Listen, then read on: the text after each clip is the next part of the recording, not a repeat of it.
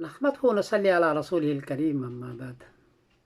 अभी अभी मालूम हुआ कि हज़रत मौलाना ताहिर गयावी साहब रहमतुल्लाह अलैह का इंतकाल हो गया है। इन्ना लिल्लाहि व इन्ना इलैहि राजिऊन। ये बहुत ज़हीन आदमी थे। 1968 में मैं दारुल गया रमज़ान के महीने में, ताकि रमज़ान के बाद मैं इम्तिहान दे सकूं। सुल्लमुल उलूम का इम्तिहान देना था। मंतिक की किताब थी, 2-3 मरतबा इसको पढ़ा तो था, लेकिन फिर भी याद नहीं थी। तो रमज़ान के महीने में हज़रत मौलाना ताहिर गयावी से मैंने पूरी सुल्लमुल उलूम पढ़ी। ये इतने ज़हीन आदमी थे। अगले साल इनको और मुझको दोनों को मिशकात में दाखिला लेना था। अभी मिशकात में दाखिल नहीं हुए थे।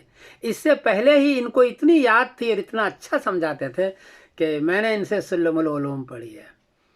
इस एतबार से कहा जाए कि मैं इनका शागिर्द भी हूँ, और साथ साथ चूँकि मिशकात में हम दोनों साथ थे तो हम दोनों साथी भी हैं। बहुत ज़हीन आदमी, बहुत अच्छे आदमी। अरबी पर, उर्दू पर बड़ी उनको अबूर थी, और बाद में जाकर के ये मुनाज़िर इस्लाम बने, और हमारे देवबंदी मसलक के लिए बेहतरीन ये मुनाज़िर बने थे। ये बाद में, उस वक्त तो मुनाज़िर नज़र नहीं आते थे, लेकिन बाद में ये बने। वाकई अल्लाह ने इनको बड़ा मलका अता फरमाया था। ये 2 मरतबा बरतानिया तशरीफ़ लाए, मेरे पास भी आए थे, मैंने इनका इस्तकबाल किया था दोनों मरतबा, और बहुत खुश नज़र आते थे, तो 2 मरतबा यहाँ आए, तशरीफ़ लाए थे।